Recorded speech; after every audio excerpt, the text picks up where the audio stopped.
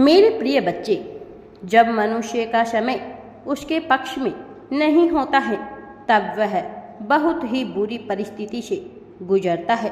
इसके अलावा जब उसका समय उसके पक्ष में आने वाला होता है तब भी उसे ऐसा प्रतीत होता है जैसे समय उसके पक्ष में नहीं है।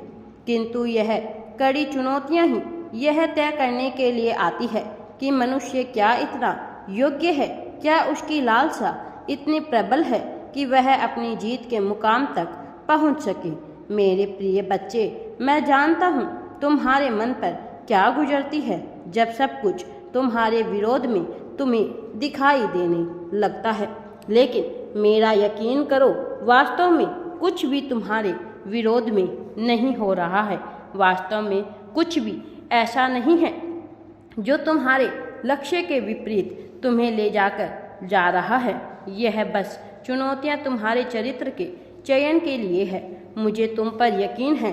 ब्रह्मांड में मौजूद प्रत्येक कण को तुम पर विश्वास करना होगा, क्योंकि तुम जिस ऊंचाई के लिए बने हुए हो वह भी सामान्य नहीं है।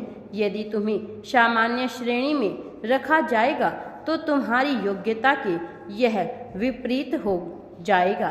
तुम में जितनी क्षमता है वह असीमित है और असीमित क्षमता वाले मनुष्य को यूं ही तुच्छ और साधारण चीज़ों में नहीं भेजा जा सकता। मेरे प्रिय बच्चे, तुम्हें ध्यान करना शुरू करना होगा। तुम्हें अपने भीतर उतरकर अपने आप को ढूंढना होगा। धीरे धीरे तुम्हें सब कुछ समझ में आने लगेगा।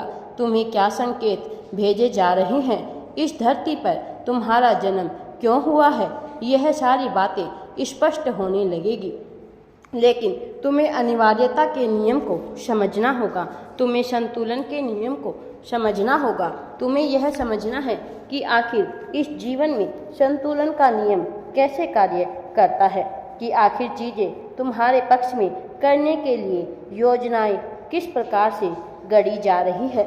मेरे प्रिय बच्चे, जब मनुष्य को कुछ भी उसके पक्ष में आता हुआ दिखाई नहीं देता है तब भी उसे धैर्य के साथ ही आगे बढ़ते रहना चाहिए। तब भी उसे अपनी हिम्मत बनाकर रखनी चाहिए। तब भी उसे अपना धीरज खोए बिना अपने कार्य को करना चाहिए। सर्वप्रथम तुम्हें अपने मन पर नियंत्रण करना है। चाहे तुम्हारा मन करे अथवा ना करे, तुम्हारे लिए जो सबसे अनिवार्य काम है वह तुम्हें करना ही है। यही वह तरीका है जिसके माध्यम से तुम अनुशासन को प्राप्त कर सकते हो। वास्तव में अनुशासन यह नहीं है कि तुम हर कार्य को नियत समय पर नियत तरीके से करो। अनुशासन का नियम यह कहता है कि तुमने जिस कार्य को करने का दृढ़ संकल्प कर लिया है, जो कार्य तुम्हारे लिए आवश्यक है, उसे तुम्हें हर हाल में संपादित करना है, चाहे तुम्हारी इच्छा हो अथवा ना हो। जो तुम्हारे लिए अनिवार्य है वह तुम्हें हर हाल में घटित करना ही होगा। अपने कर्मों से, अपनी क्रियाओं से तुम्हें उसे संपादित करना ही होगा।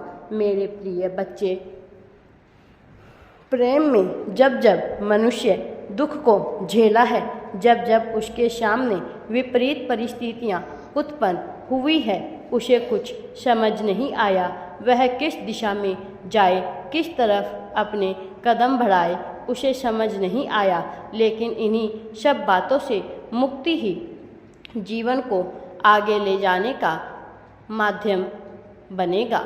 मेरे प्रिय बच्चे, मेरी यही कामना है और यही इच्छा है कि तुम अपने जीवन में समस्त परेशानियों को भुलाकर, सारी चिंताओं को, सारी हदों को भूलकर केवल अपनी जीत का विचार करो।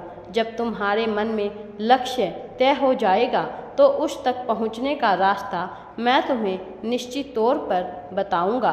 तुम्हारी जीत की गूंज इतनी तेज होनी चाहिए कि सबकी आंखें फटी की फटी रह जाए।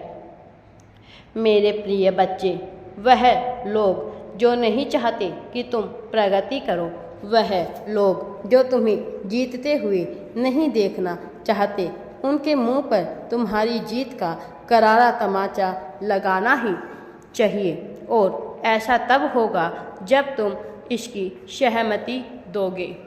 तब ऐसा होगा जब तुम इसकी पुष्टि करोगे। मेरे प्रिय बच्चे, यह लिखकर तुम्हें अपनी जीत की पुष्टि करनी है कि मैं भाग्यशाली हूँ। याद रखो, खामोशी लाखों शब्दों से भी ज़्यादा गहरी होती है। जब तुम खामोश होते हो तब तुम्हारे भीतर जो ऊर्जा उत्पन्न होती है वह प्रगति की ऊर्जा होती है, जो ज्वलनशील के साथ प्रज्वलित हो रही होती है और यह तुम्हारे भीतर की आग को भड़काने का कार्य करती है। यह आग वास्तव में सकारात्मक है। यह आग वास्तव में जीत के लिए रची हुई, उत्पन्न हुई आग है।